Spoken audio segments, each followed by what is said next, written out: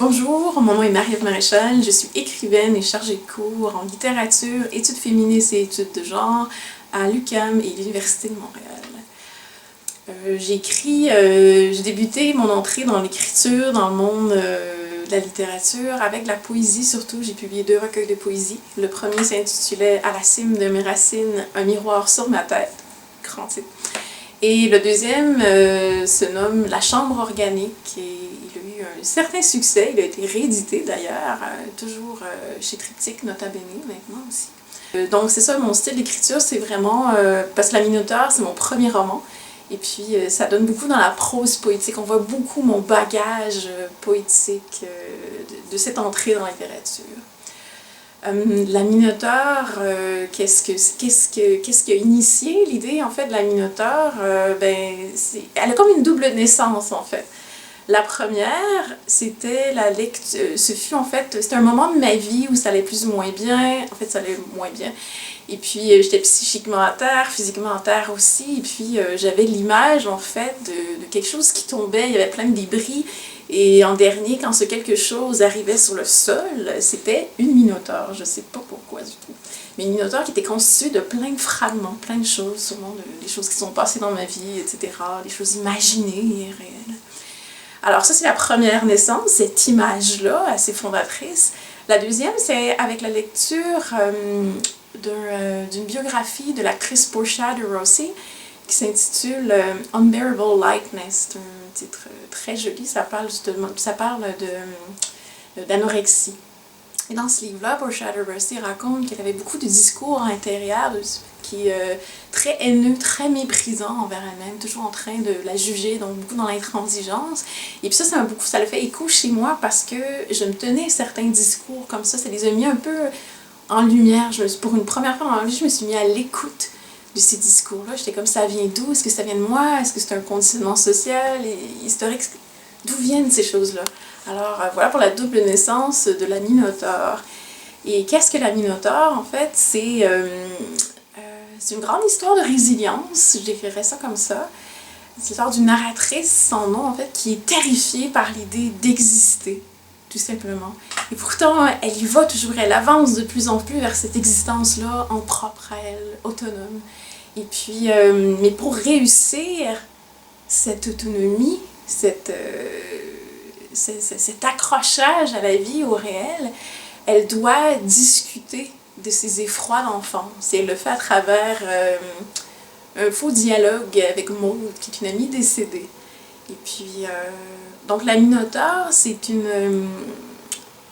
un roman, disons, qui aborde les thèmes de l'enfance, de la marginalisation. Il y a de la beauté là-dedans aussi. Il y a des choses très dures, mais le processus transformateur est très apparent dans La Minotaure. Alors, le processus d'écriture, ça a pris 4 ans, écrire La Minotaure, de l'idée de base à sa publication chez Triptyque. Et La Minotaure, c'est d'ailleurs le premier titre publié dans la collection Queer de Triptyque. J'en suis très fière, d'ailleurs. Il y a eu un travail, oui, de réécriture avec la maison d'édition, avec l'équipe. Et puis, c'est très agréable et bienveillant. Ça m'a permis notamment de plus développer mes personnages. Parce que oui, la narratrice, son nom est la personnage principale de La Minotaure. Toutefois, elle est accompagnée de quelques autres personnages très intéressants et qui permettent de lui donner plus de dimension, plus de profondeur en même temps. Et j'aime les appeler aussi, il y a un vers dans La Minotaure qui dit je suis atteinte de personnages multiples, en fait. Alors comment est-ce que moi j'écris? Est-ce que j'ai un processus précis d'écriture? Non, ça varie souvent. Je dirais pas tant que j'ai des moments d'écriture que j'ai des lieux d'écriture. Des fois, c'est certains agencements. J'écris beaucoup chez moi, certes, mais des fois, c'est certains agencements. Je change beaucoup les choses chez moi. Je fais beaucoup de configurations, des fois étranges, des fois un peu précaires. Mais quand un lieu est aménagé d'une certaine façon que je ressens très adéquate, très inspirante, alors là, oui, je me mets à l'écriture. Bon, mon écriture est portée par un dynamisme, en fait. Fait que je suis jamais en train de faire un seul projet d'écriture. Je peux jongler avec 4-5 projets, commande des commandes de texte par exemple pour dans des revues, de futurs romans, futurs recueils de poésie. Et puis chacun alimente en fait ma création et c'est super intéressant. Il y a toujours un phénomène d'écho entre ce que j'écris et ça c'est très vital pour que je réussisse moi-même à écrire. Fait que c'est comme participer d'un mouvement pour moi, mon processus d'écriture si l'on veut. Alors maintenant, est-ce que j'écris? Oui, j'écris toujours, justement, vu que, comme je viens de dire, je suis dans un dynamisme assez important d'écriture. Mais j'ai un autre projet qui me tient beaucoup à cœur, qui est un deuxième roman. Je n'adopte pas le mode réaliste nécessairement. Donc, il y a des choses qui peuvent paraître un peu, pas tant surnaturelles, mais peut-être du domaine un peu du rêve en même temps. Et puis, il y a vraiment une déconstruction, reconstruction du réel. Ce qui, selon moi, constitue une pratique queer de l'écriture.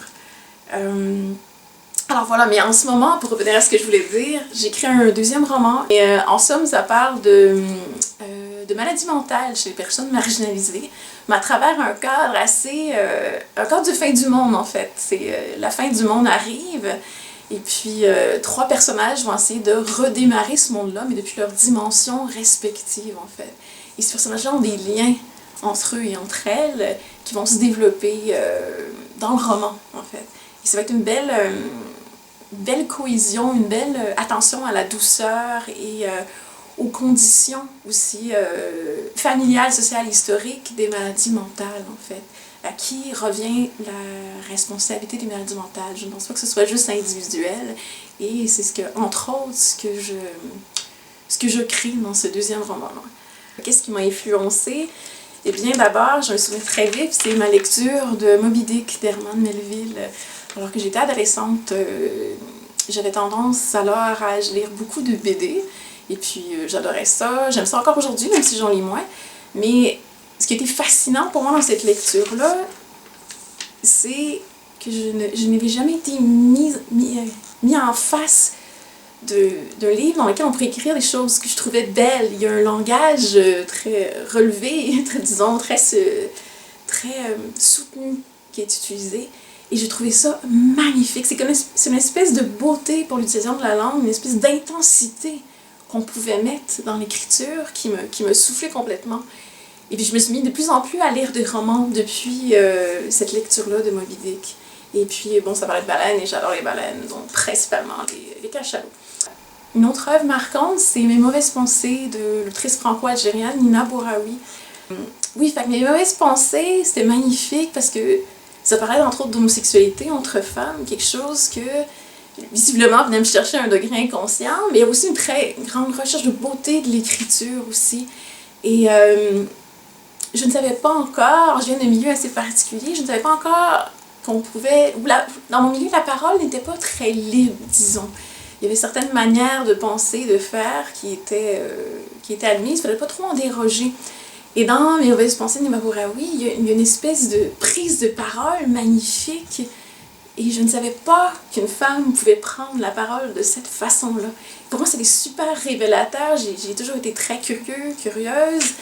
Alors voilà, c'était fascinant cette lecture-là, magnifique. Et j'ai encore aujourd'hui ce roman-là, et je suis une avide lecteur de Nina Bouraoui. Et je vous invite à aller à la lire si vous ne la connaissez pas. Ce qui est particulier dans mon cas, c'est que l'écriture est venue pratiquement avant la lecture. Je me vois, mon souvenir reconstruit, je sais, mais je me vois écrire à la dactylo de ma mère dans une garde-robe. Une image qu'on va retrouver d'ailleurs dans mon deuxième roman, donc stay tuned. Je me vois en train d'écrire de la poésie, j'avais cet élan-là, visiblement, pour écrire et tout.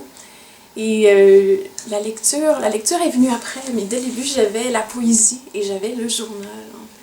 Ces temps-ci, des fois ça varie, mais ces temps-ci, je dis beaucoup que l'écriture, je la vois comme un organe de mon corps. En fait, c'est quelque chose qui doit être alimenté, c'est quelque chose qui respire, c'est des pores de peau, c'est une fonction, en fait. Et si j'écrivais pas, je suis assez persuadée que je mourrais. Là. Donc voilà, je ne vais rien vous dévoiler, mais je vais vous faire une lecture de quelques extraits de La Minotaure. J'espère que vous apprécierez. En fait, je voulais dire merci d'avoir été nominée dans les finalistes pour ce prix littéraire.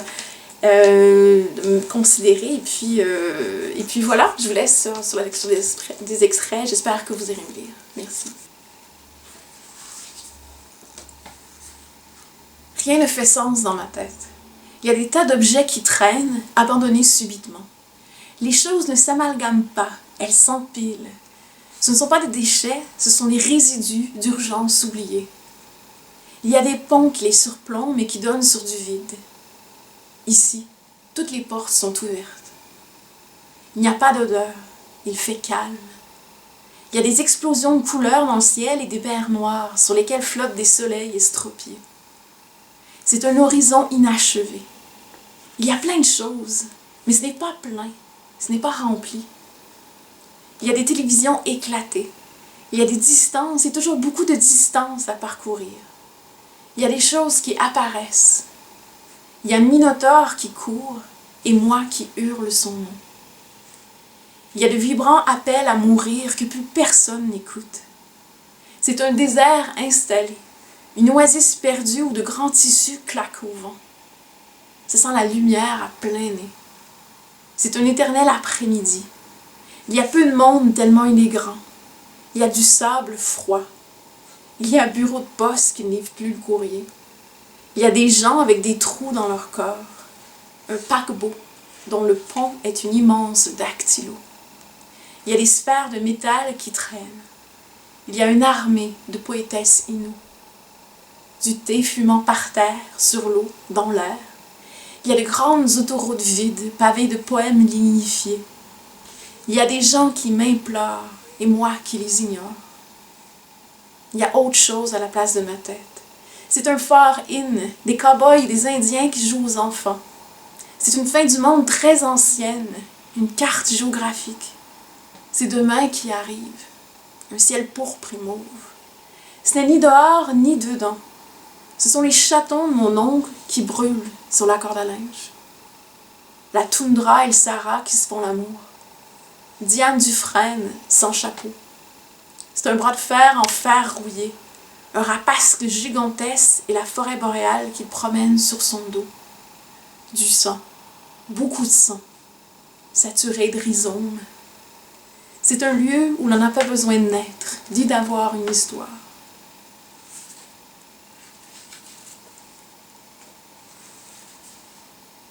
Je ne suis plus capable de la retenir.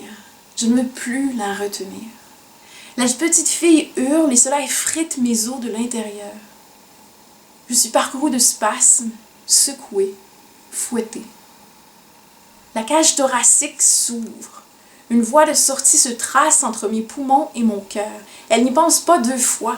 La petite fille s'échappe, la petite fille se libère et laisse un vide énorme, une cavité purulente au centre de mon corps. Et alors qu'elle en sort, en criant encore plus fort, elle se métamorphose des dizaines de fois. Tantôt, elle a les cheveux blonds et une robe bleue. Tantôt, les cheveux noirs et un pyjama. Tantôt, les cheveux rasés et un pantalon. Dans tous les cas, ses cils sont longs et mouillés. Des larmes d'épuisement perlent dans le recoin de ses yeux. Ses poings sont solidement fermés. Elle n'est plus que tension, un cri exaspéré et rauque. Je touche son avant-bras. Son hurlement s'adoucit. Ses traits s'apaisent un peu. Elle reste sidérée. Je la tire à moi sur le lit. Assises l'une à côté de l'autre, nous ne nous regardons pas. Son souffle est court. La petite fille est près de l'hyperventilation. Ses pupilles commencent à brûler de toutes ces lumières qu'elle n'a pas vues, il lui semble, depuis des siècles. Je n'ai pas rescapé de la mort pour qu'elle meure de ma vie. Je dois agir, je dois avouer, je dois grandir.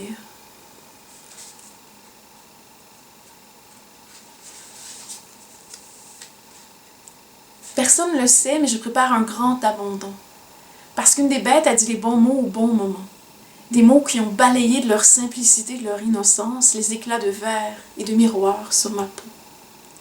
Qui m'ont matérialisée. À présent, Maude, je sais que je ne serai plus jamais la même. Je ne voudrais plus sauver mes sœurs. Je ne voudrais plus protéger ma mère. J'aurais enfin appris à sortir de l'histoire. Je serai extra-diégétique. Je serai écrivaine.